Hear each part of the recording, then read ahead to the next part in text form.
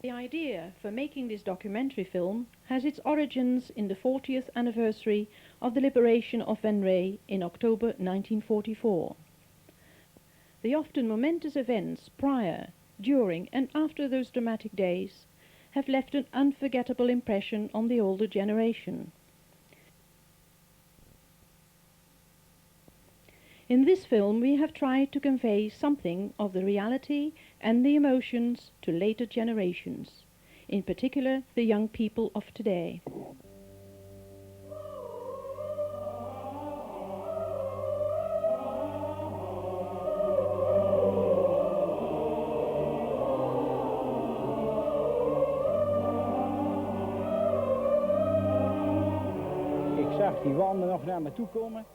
I saw the walls of the dugout closing in on me.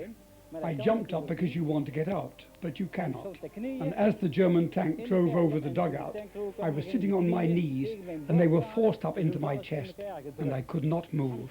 And I thought to myself, I must be Gaga. I must be seeing things. I asked another nurse to come and have a look, and she saw it too. Sure enough, it was a Tommy. The concussion had blown me to the floor of the turret, and I could only see an inferno of burning and smoke. The noise of the penetration was horrendous.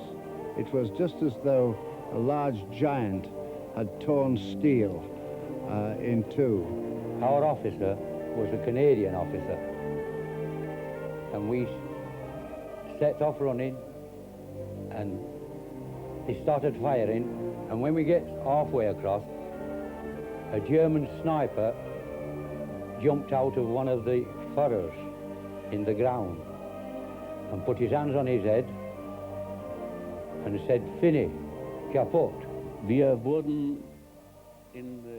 were sent into the attack and ordered to shout, "Hurrah!" which we did. Friend and foe fought bravely and gallantly.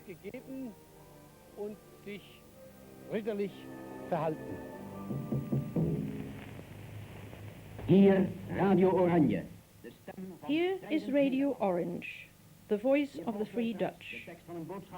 General Eisenhower, the Commander-in-Chief of the Allied forces, has made the following announcement to the peoples of Western Europe. Citizens of Western Europe, forces of the Allied Expeditionary Force have landed on the French coast this morning. Dit was het beeld, diezelfde 6e juni. And this was the scene that same June the 6th on the beaches of Normandy. An armada of 4,000 large and small vessels, escorted by the British fleet, protected in the air by thousands of British and American fighters, steadily approached the French coast. Landing craft hit French soil, and the first Allied soldiers struggled ashore. The first Allied soldiers fell so that Europe might be free again.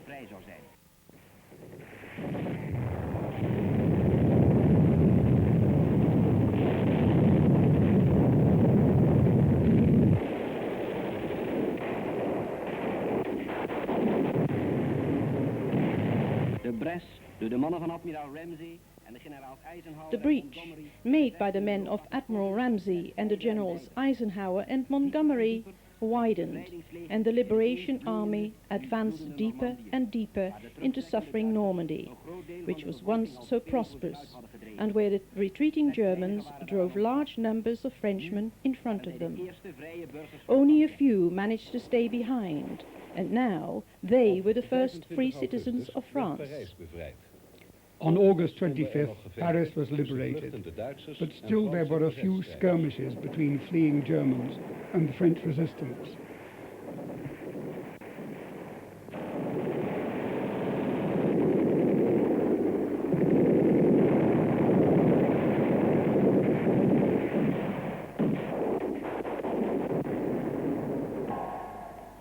Toen generaal de Gaulle de hoofdstad binnenkwam. When General de Gaulle entered the French capital, the battle was over. Paris was free. He was to be welcomed officially at the Place de la Concorde, though some firing was still going on. Onverstoord volgde de Gaulle de strijd tegen de Duitse sluipschutters. Undaunted, the Gaulle watched the fight against German snipers who were after his life.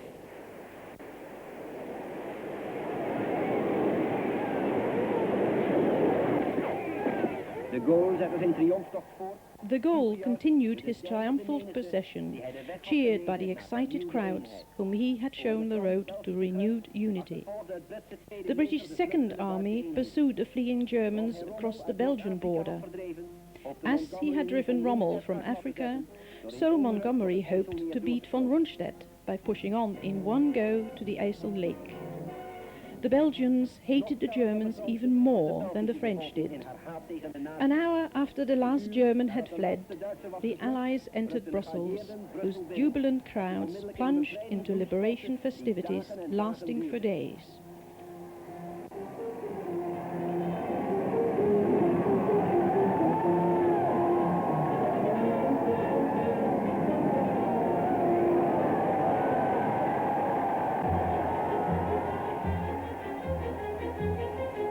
In de namiddag van 4 september 1944... In the afternoon of September 4, the first tanks of the British 11th Armoured Division rolled into Antwerp, where some street fighting took place.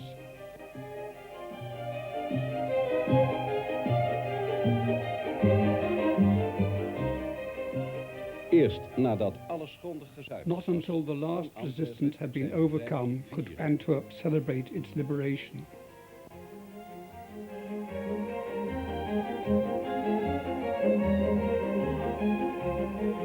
De Duitse terugtocht had het karakter van een... The German retreat had turned into a rout. On September 5, gone down into Dutch history as Mad Tuesday, large numbers of Germans and their stooges fled in panic toward the German border, many on foot, others on anything that had wheels. Met alles wat maar reed.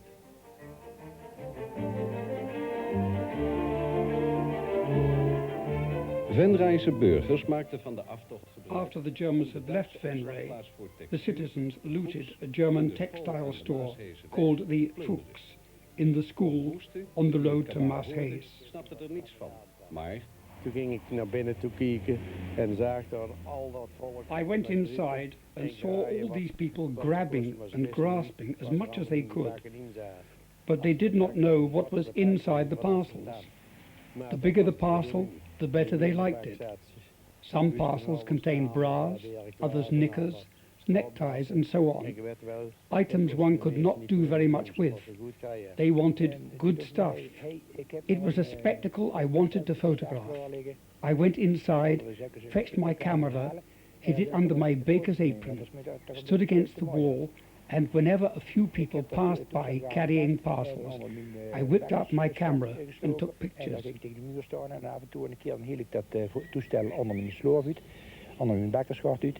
En dan nam ik foto's van die mensen die hier allemaal deze kant ook kwamen met pakken. En het waren grote pakken. In die klassen zaten allemaal opgestapeld. The parcels were stacked high in the classroom, and there was a lot of good stuff there.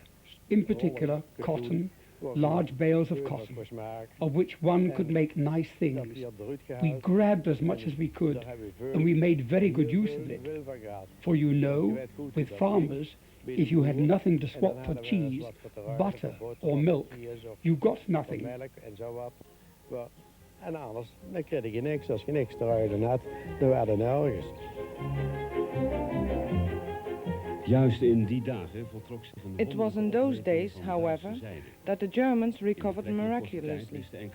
Within a relatively short time, a few dynamic German generals, among whom the parachutist General Kurt Student, succeeded in establishing a new front line in Belgium, first along the Albert Canal, and later, after some heavy fighting, along the Meuse-Escaut Canal.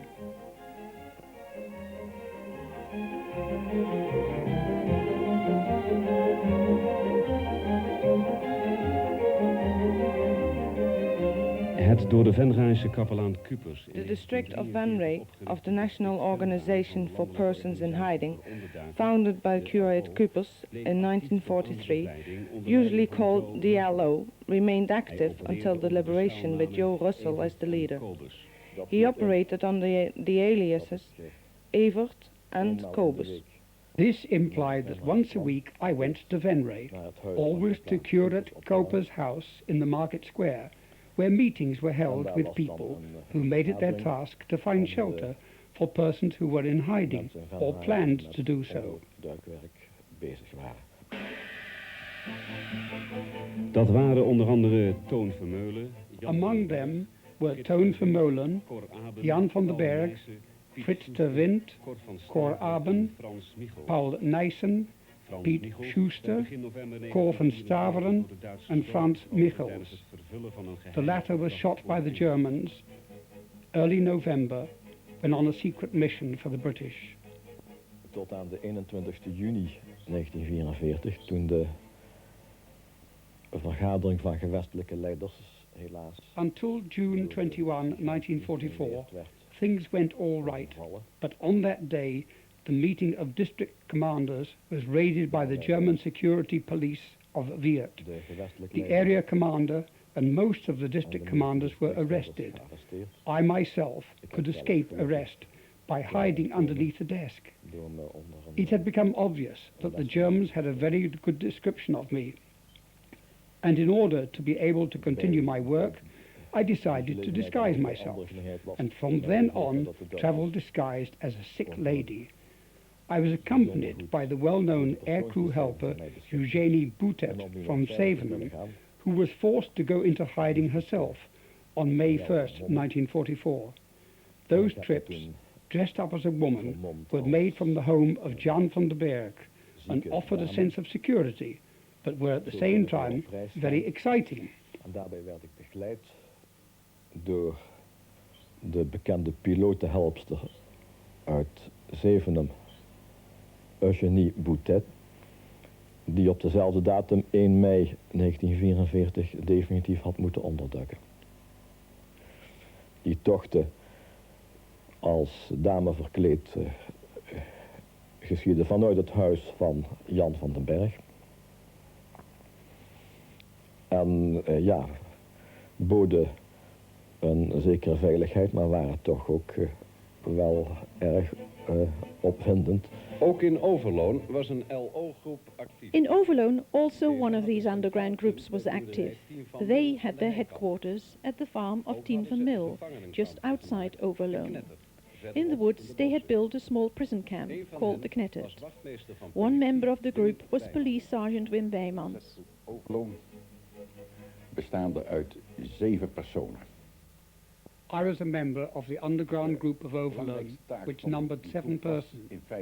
Its most important task, certainly in the early period, was tracing people who, for whatever reason, wanted to hide from the Germans and to find a safe house for them.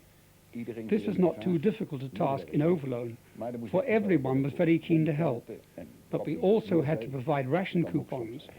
Sometimes people got homesick, which could lead to dangerous situations. In Overloon, there were a few hundred people in hiding, not only young lads, but also Jewish people. I guess about 20 of them, and they had in particular run great risks, but thanks to the cooperation of many, I can say that of all the people in hiding, not a single person was ever caught by the Germans. One of the people in hiding was Guus van Dam, who came from Rotterdam. Toward the end of 1943, I received my draft papers for the Arbeidsdienst. At the end of February, I deserted as I hated the rigid discipline, and after wandering about a bit, I found a place to hide at the farm of the Staffers family, just outside Overloon, close to where the brickworks used to be. I became, as it were, a member of the family and helped the sons with the farm work. Als kind in huis opgenomen en werkte gewoon met de andere zoons mee.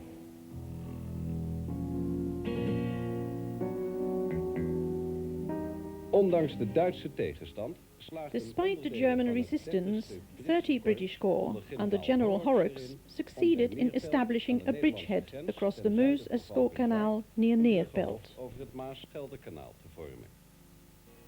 Het verzet in Venray saboteerde In the meantime, ondertussen the kabels resistance van de in Wehrmacht Venray tussen sabotaged Veulen en communication IJsselstein, cables waar of the een Germans Duitse between commandopost Veulen and IJsselstein, Postcommandant where the sloeg Germans had their Hij verlangde headquarters. 300 The mannen town om de kabels commandant te hit bewaken. back. He kwam ordered niet tot een 300 aanwijzing. citizens to De guard the mannen waren cables. massaal ondergedoken. None reported Ook for de politie, duty. de wethouder All the en men de had gone into burgemeester en zijn hiding. oudste zoon Vic. So did the police, alderman, the mayor, and his eldest son Vic. It must have been about 8 o'clock when we suddenly heard motorbikes in the Bongerstraat. They stopped and we heard shouting and we thought, this is it. This time it is serious. Through the gardens of our neighbors, we could see the Germans in the streets. We reached the Stationsstraat, which we quickly crossed. Richting de tuin van dokter Bloemen. We zagen daar nog die Duitsers staan. En toen zijn we heel vlug die Stationsstraat overgegaan. En toen kwamen we daar uit op de Draalstraat bij de familie Terwent. We zijn toen verkleed als boer. There we put on farmer's clothes, and accompanied by a member of the family, we rode on bicycles to the farm The Black. After dark, we left by farmer's cart to the Kerkhoven family at Orlo, where we remained in hiding in a fully equipped bunker. Naar de familie van de Kerkhof in oorlog gegaan. Maar bij de familie Kerkhof, die hadden een complete ingerichte bunker, om het zo maar eens te noemen. Dus een soort loopgraaf in de grond, diep in de grond, een loopgraaf met betimmering. En daarboven hadden ze een hele hoop stenen opgetast. In die tijd waren de geallieerde jagers erg actief. In those days, the Allied fighters were very active. In Oerlo, a train of the German army was attacked and heavily damaged came to a halt at a crossing in Oerlo. A column of prisoners was strafed near IJsselstein. Lodewijk Bekskens, a member of the resistance, happened to overtake the column by car and was killed. So were 2 prisoners. Overleefde de beschieting niet, evenmin als 2 andere personen. Op 13 On September 13, the German parachutist Colonel Erich Walter arrived, who was placed in command of all the German forces along the Mose-Escaut Canal.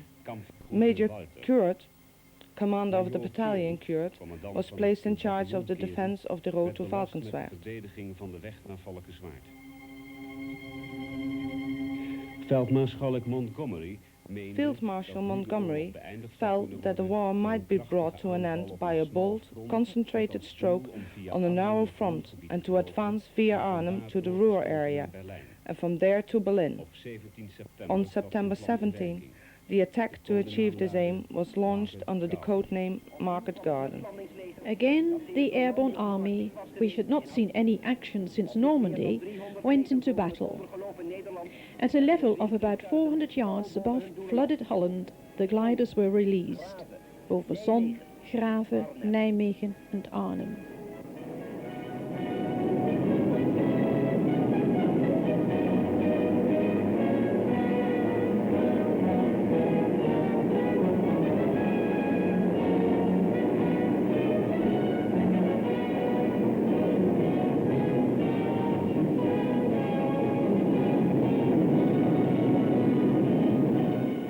Na hen kwamen de parachutisten. They were followed by paratroops.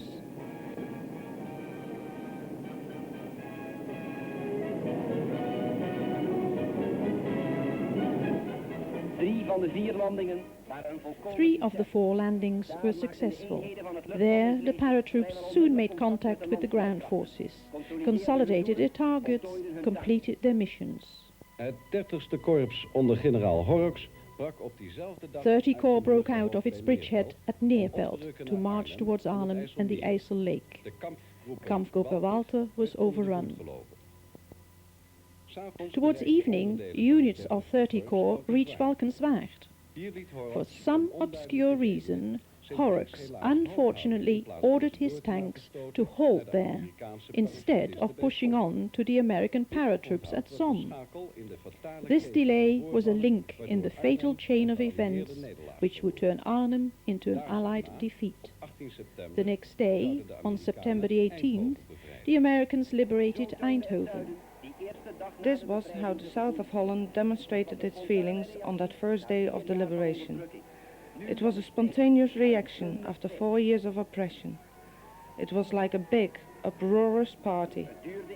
It took a while before it was realized that to Eisenhower and Montgomery, Eindhoven was merely a stepping stone on the road to Berlin. In Overloon, a few members of the resistance experienced the same spontaneous reaction. They wanted to capture a German officer, according to Police Sergeant Weimans. We had been in touch with a group of 20 Germans billeted in the warehouse of the Farmers' Union on the road to Oplo. We understood from them that they were fed up with the war. They were convinced that their country had lost the war and they no longer wished to continue fighting.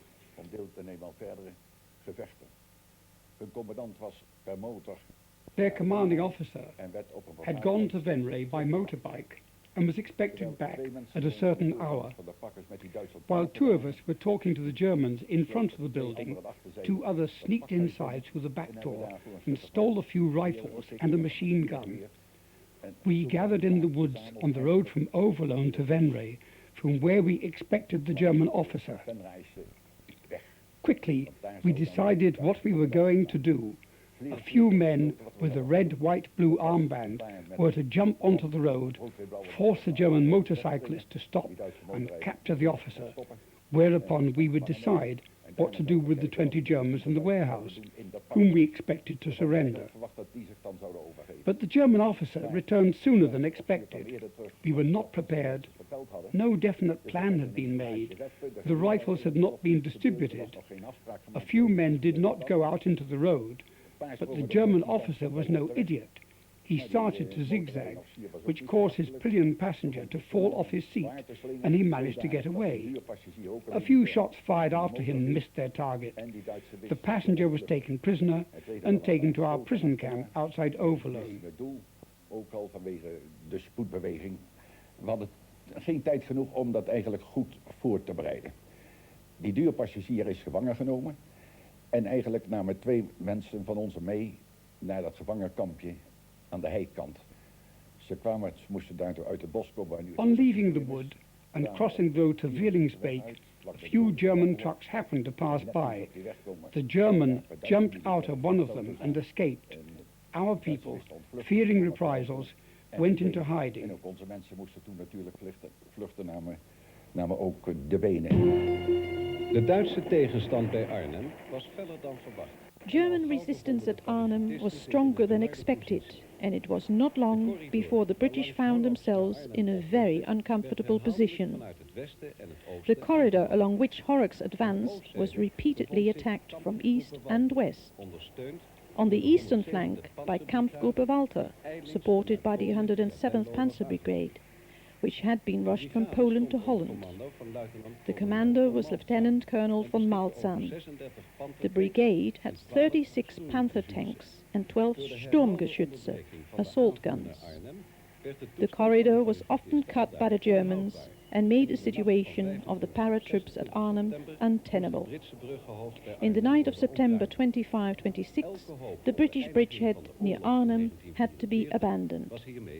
Every hope to terminate the war before the end of 1944 was lost. The underground press made sure that all this news reached the Dutch.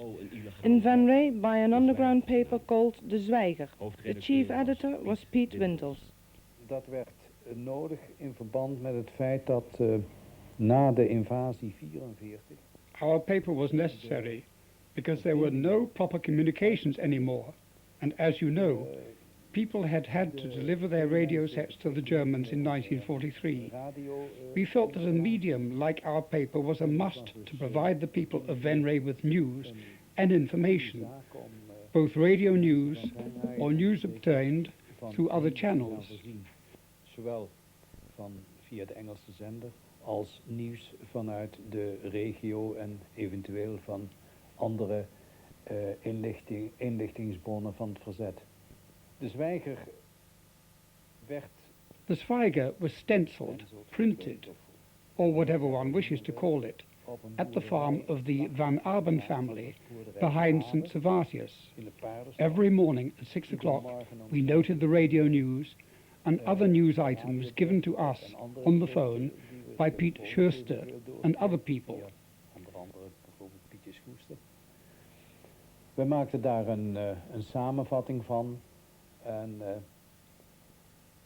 in een oplage van bijvoorbeeld 1000 stuks. We printed approximately 1,000 copies, which were distributed daily among a number of couriers, so that a network of communications existed for Venray and neighbouring villages. Venray en omstreken. Kampgroepen Walter, waaraan inmiddels de 107e... Kampfgruppe Walter, including the 107th Panzer Brigade, was ordered to disengage the enemy and to build a defensive line on the River Maas, running from Boxmeer through Oplo and Twist, forming the curved northern edge of the bridgehead round Overloon and Venray, with the Maas itself as the rear boundary. This was to become known as the Venlo bridgehead. De eerste Duitsers kwamen op 22 september via... The first Germans arrived in Overloon via Venray on Friday, September 22nd, among whom Hauptmann Paul, the commander of a battalion bearing his name. I took over command of my battalion on September 26th, and my task was to build a main defensive line.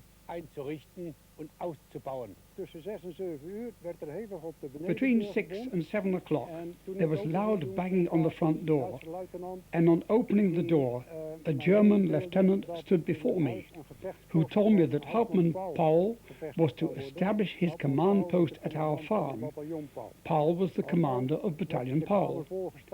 Quickly, radio equipment was carried inside, and we were no longer allowed to use the front rooms.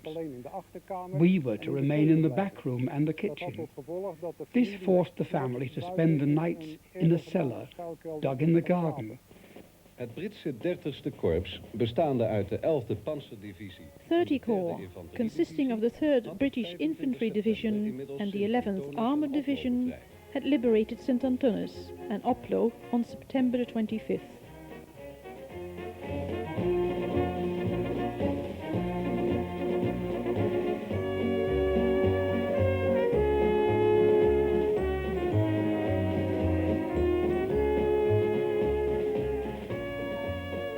Bij het binnenkomen van St. Antonis... In St. Antonis, a few staff officers were fired upon by a German armoured car. 2 battalion commanders, Lieutenant Colonel Silvertop and Lieutenant Colonel Orr, were killed. The armoured car was knocked out after a while.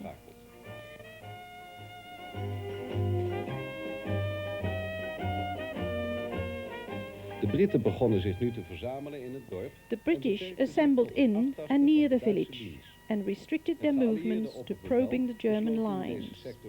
Because of a reshuffle by the Allied Supreme Command, it was decided to strengthen this sector by the American 7th Armored Division, commanded by General Sylvester.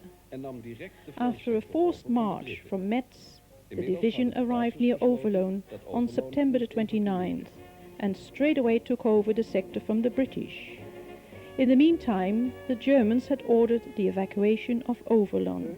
On September 27, a lieutenant came and told us that we had to leave the farm because the village had to be evacuated. We left in the afternoon, I guess between 2 and 3 o'clock. Piet Stappers and myself went via Maashees to Venray.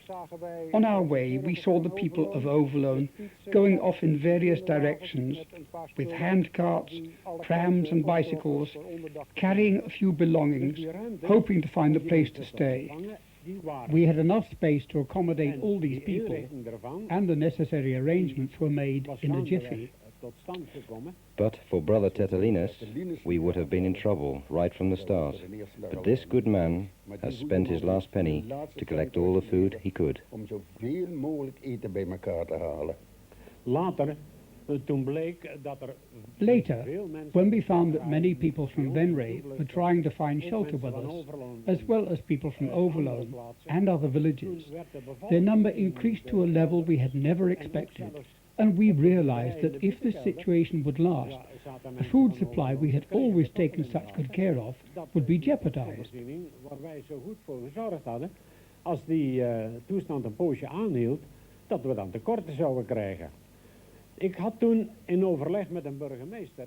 From the mayor, I had obtained a permit which allowed me to search for patients who had run away during the night and to take them back to the asylum. I used that same permit to replenish our food stocks. Maar van datzelfde papiertje maakte ik gebruik om de voedselvoorziening op peil te houden, want ik zag aankomen. General Sylvester decided to attack on September the 30th on a broad front. This was the situation at that time. Here, the American 7th Armored Division. The German front was as follows. On the extreme right, on the Maas near Sandbeek, the group Roestel from the SS Panzer Division Frundsberg.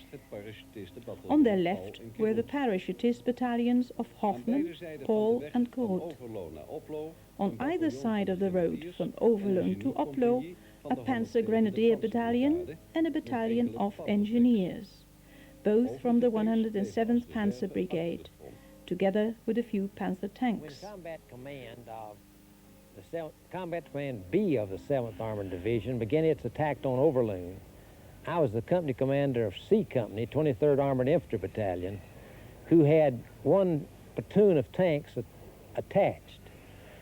We attacked through the woods, which were northwest of Overloon, and came down an open area in the woods.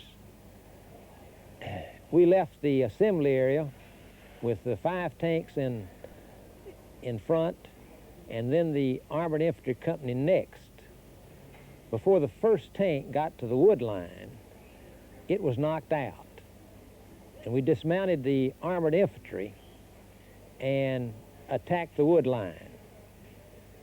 This all occurred afternoon, and we used smoke and artillery to get into the woods. We were quite surprised at the Germans attacking us this quickly.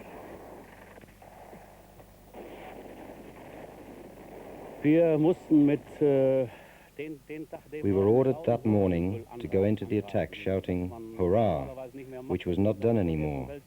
It was something from the First World War. After fighting our way into the woods, we were suddenly facing American tanks. Before that, I had to cross an open area in the woods, which was lying under enemy fire. It was very difficult to get across, and many of my men were killed. On reaching the edge of the wood, we had to deal with the American tanks. The shouting was over, and it was no use anyway. We did not have any heavy weapons. We were very well equipped with the light weapons, but no heavy weapons, except the Panzerfaust. Das hohe Schreien, das war vorbei, das nützte auch nichts mehr. Wir hatten ja keine schwere Waffen, ne? Wir waren wohl mit leichten Waffen gut ausgerüstet, aber keine schwere Waffen außer Panzerfäusten. To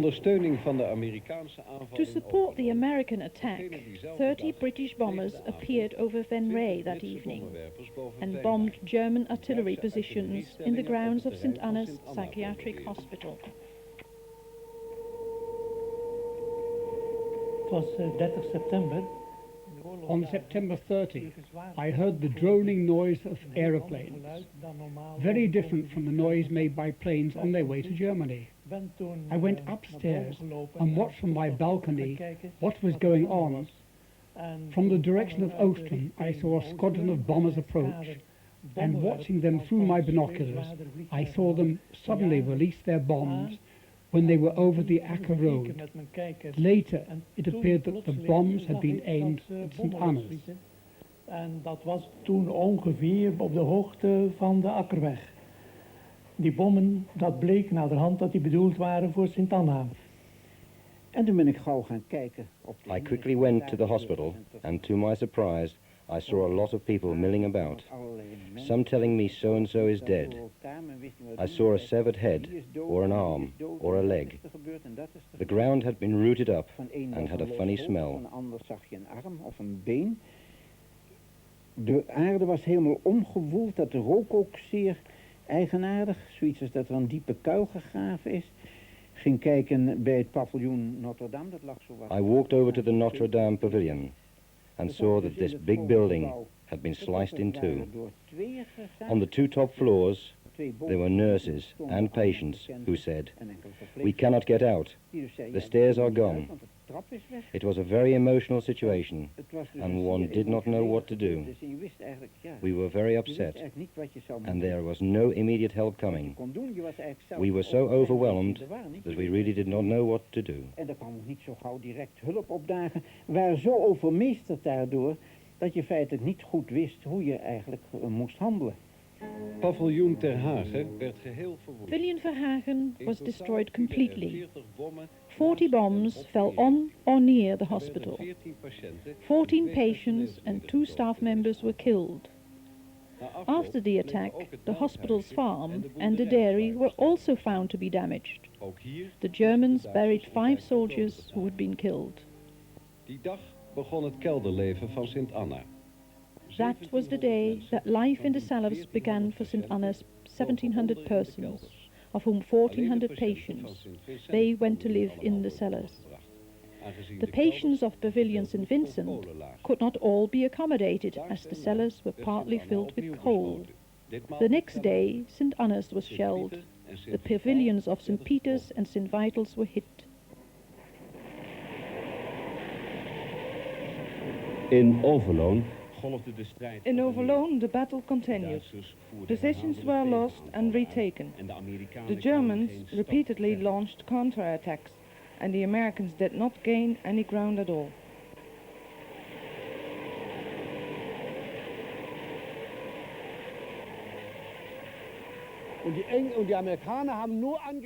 The Americans only attacked when they thought that no opposition was to be expected. We were unable to get into the forest very well because the Germans had tanks. They had anti-tank fire, and one of my tanks, in fact, was hit by an anti-tank round, and one of the road wheels was knocked off of it. It had to limp out of the battle. Op 2 oktober gelukte het On October 2nd, the Americans succeeded in taking Vortemüller. On the same day, the Germans ordered the evacuation of Smacht and Holthaes. Again, many refugees streamed into Venray, where most of them found shelter in Jerusalem boarding school and St. Servaas psychiatric hospital. In the butcher shop of Gouwmans, a central kitchen had been established, where free meals were issued to refugees. On October 5th, the Americans made a desperate attempt to take Overloon. They broke through the German line and advanced 1 kilometer. A German 88mm gun, dug in near the castle De Hattoft at Vierlingsbeek, drew up 18 American tanks in rapid succession.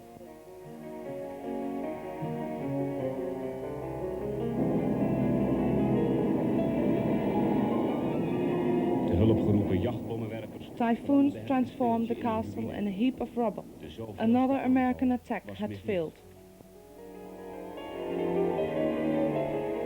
Opnieuw onderging Venray een zware Again, Venray was heavily shelled.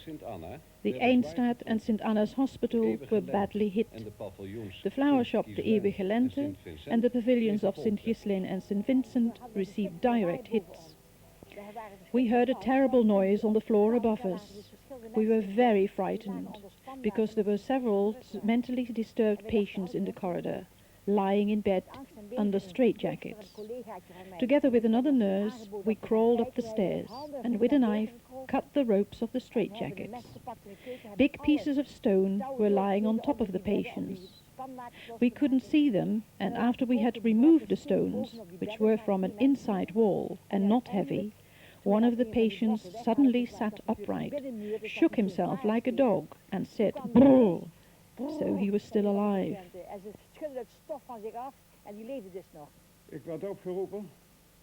I was asked to come over to St. Anna's because of the damage caused by the shelling.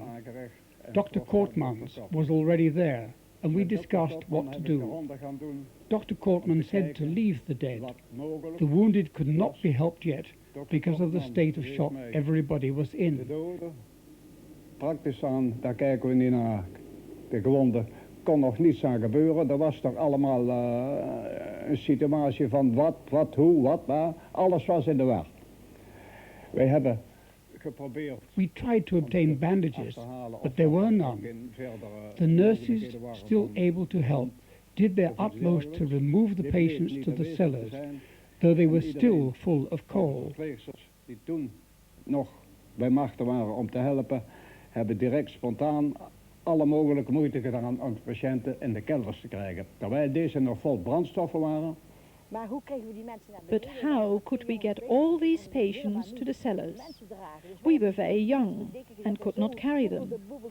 So we placed these people on blankets and slid them down the steps into the cellar. And that is how we saved these people.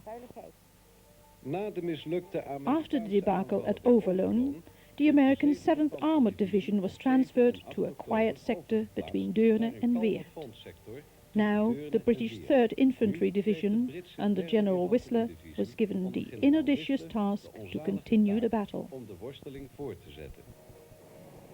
De granaatbeschietingen op Venray. The shelling of Venray was intensified. 8 people were killed in the Langstraat, Heenseniusstraat and the sports park of Sint-Servaas Psychiatric Hospital. The shelling led to the Venray Fire Brigade having to be disbanded. They had been in action for several days and nights, and the risks for the married members had become too great. 9 volunteers remained on a standby in the cellars of Hotel de Gouden Leeuw. In de kelders van Hotel de Gouden Leeuw.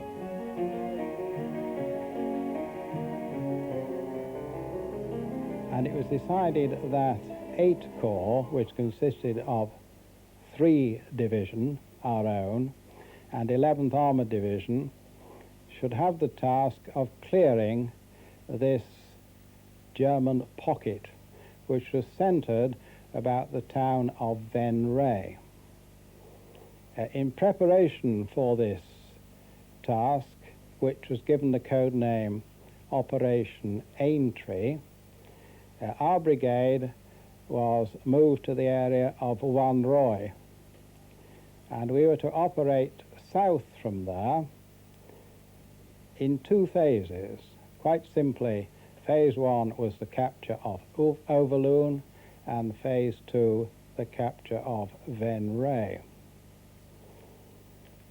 In the initial assault, 8th Brigade were given the task of capturing Overloon, and the other 2 battalions in 8th Brigade, that is the 2nd East Yorks and the 1st Suffolks, led the attack. Op 10 oktober was de situatie als volgt. On October 10th, the situation was as follows. Behind this line was the strong defensive position of Kampfgruppe Walter and the 107 Panzer Brigade. Facing them was the British 3rd Infantry Division, consisting of 8th, 9th and 185th Brigade, supported by the British 11th Armoured Division. For the decisive attack on Overloon, many guns were placed in position between Oplo and Westerbeek.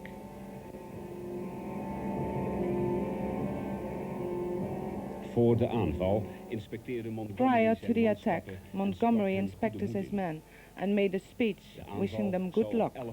The attack was to start on October 11th, but due to the appalling weather, it had to be postponed for 24 hours. The roads had turned into quagmires in which vehicles bogged down.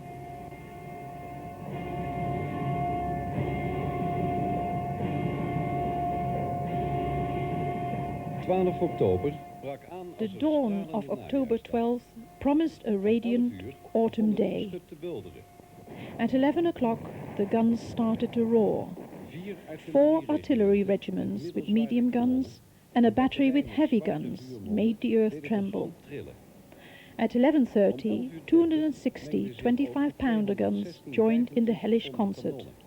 90,000 shells were to hit Overloon and Venray.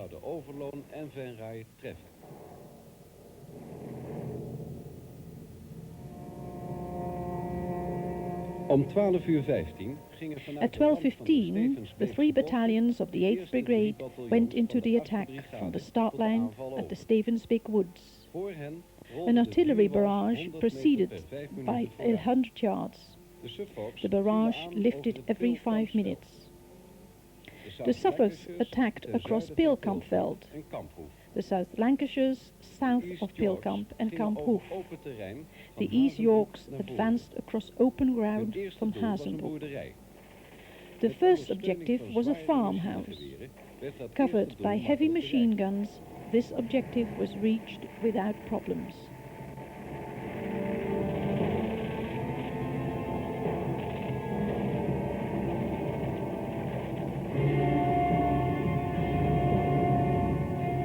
Maar verderop was nog meer open terrein. Beyond the farmhouse was a stretch of open ground, approximately 600 yards deep, which bordered at the far end on the so-called dog-shaped wood.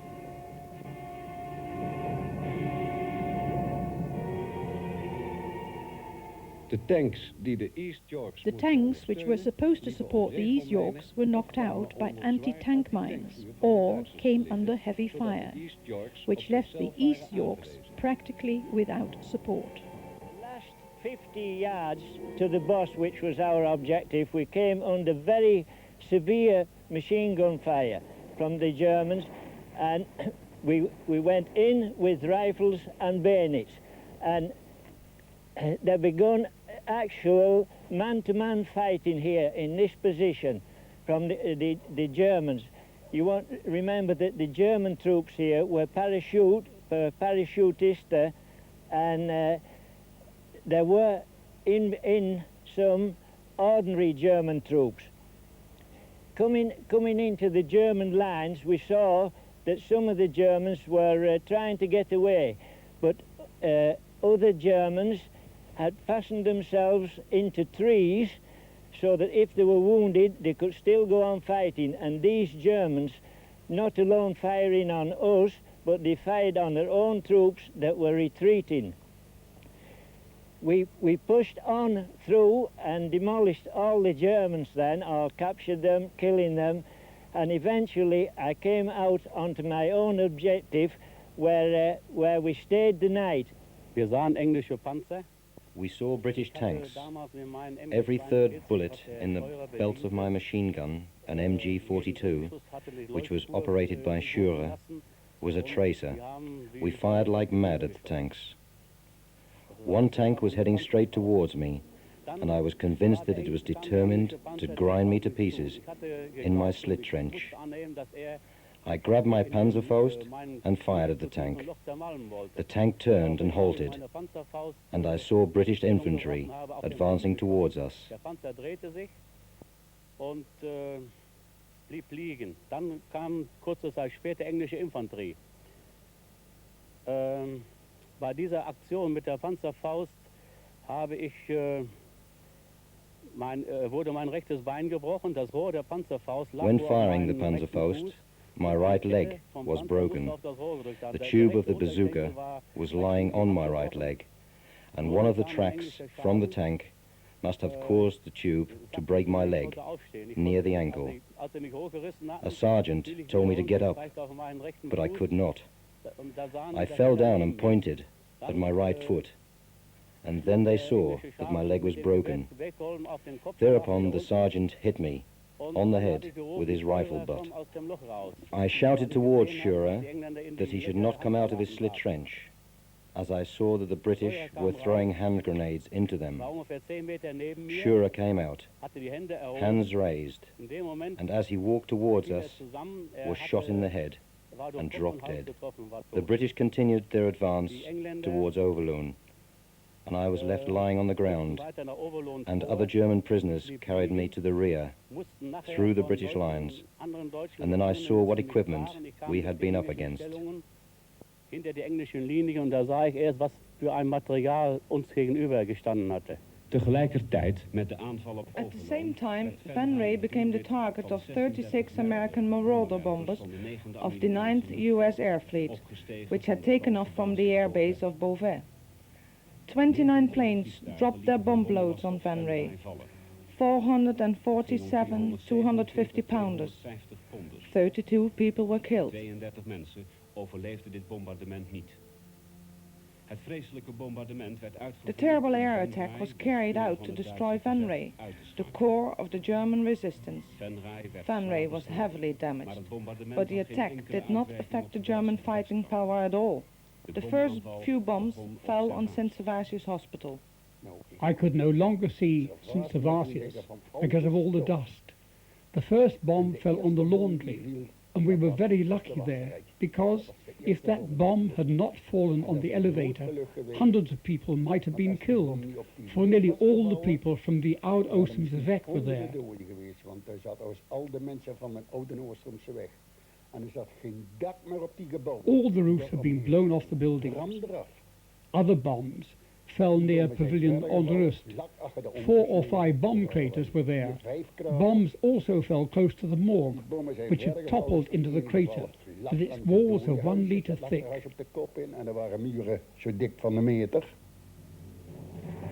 Het land tussen Servatius en het dorp. The ground between St. Servatius and the village was transformed into a sand desert, with a chain of deep craters. Venray, as people had known, it was gone. De Grote Straat.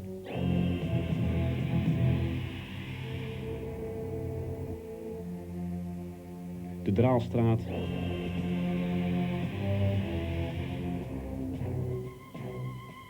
Het Enseniusplein.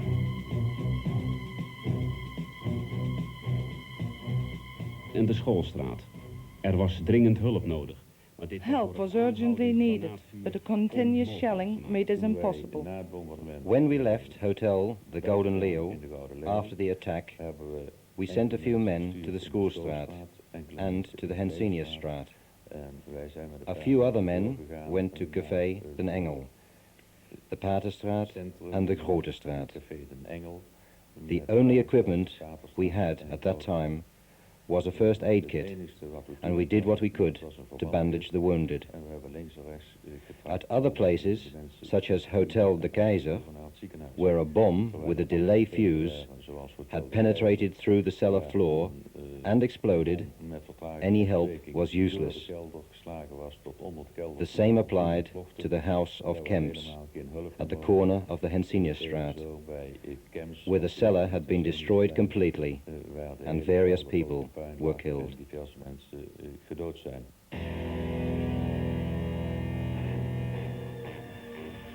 De Suffolks trokken inmiddels richting The Suffolks advanced towards Overloon. They made better progress than the East Yorks. Through shoe mines caused them a lot of trouble. Here and there opposition was met. In de namiddag had men 9 man. In the afternoon, 9 men of Battalion Pole were captured.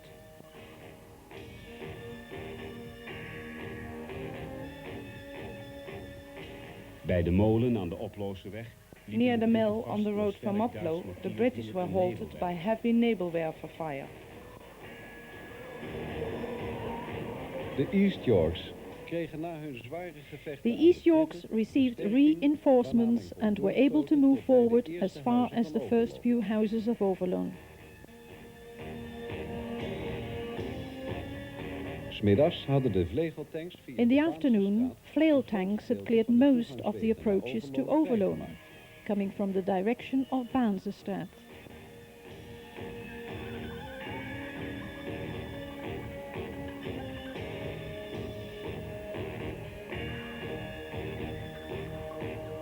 Hierdoor konden ook de Suffolks zich Thus making it possible for the Suffolks to dig in on the edge of the village. Overloon stond in brand. Overloon was burning as tanks advanced into the center.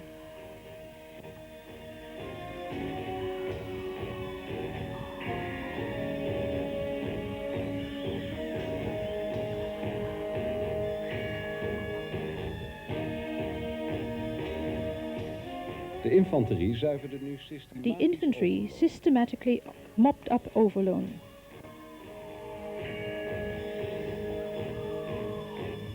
Elke woning en schuur Each house and barn was searched for snipers.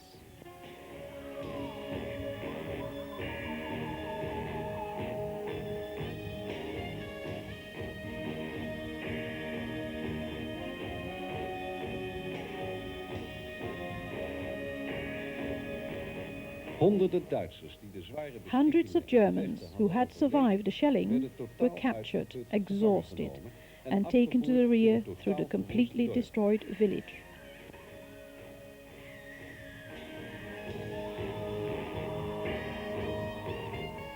The Suffolks, followed by the South Lancashires, reached the woods near the brickworks on the Bossenhoekweg. A section of the East Yorks cleared the wooded area between the site where the War Museum is today and the road to Venray. Late that night, Overloon was firmly held by the British.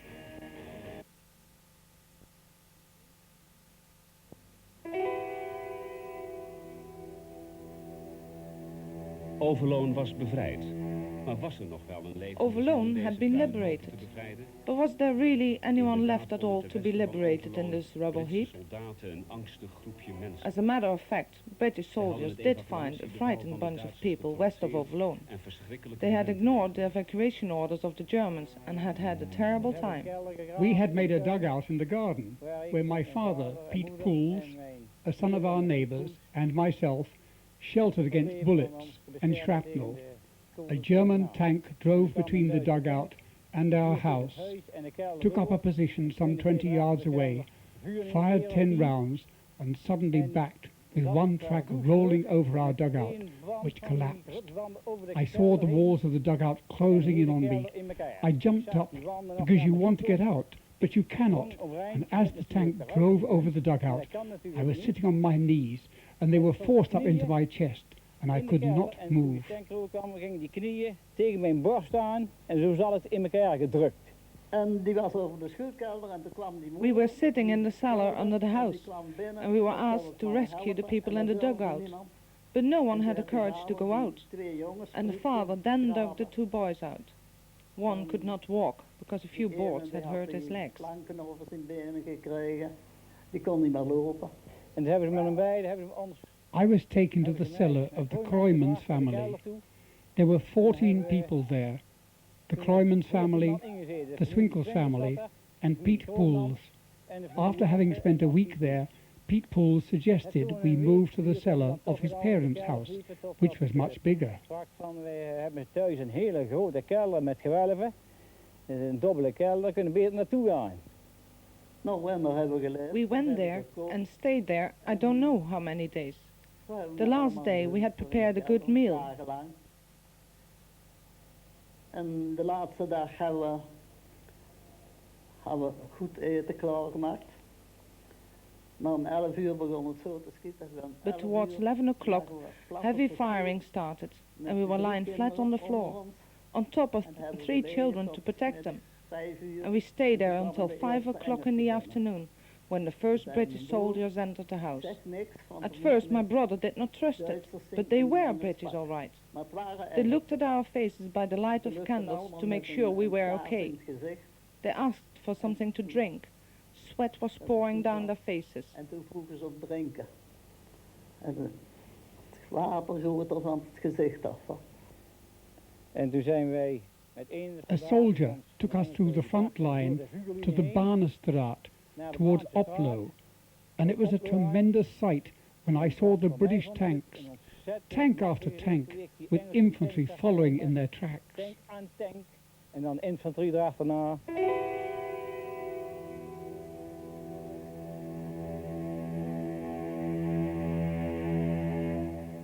De Duitsers hadden in Overloon The Germans had suffered many casualties in Overloon. Battalion Paul alone lost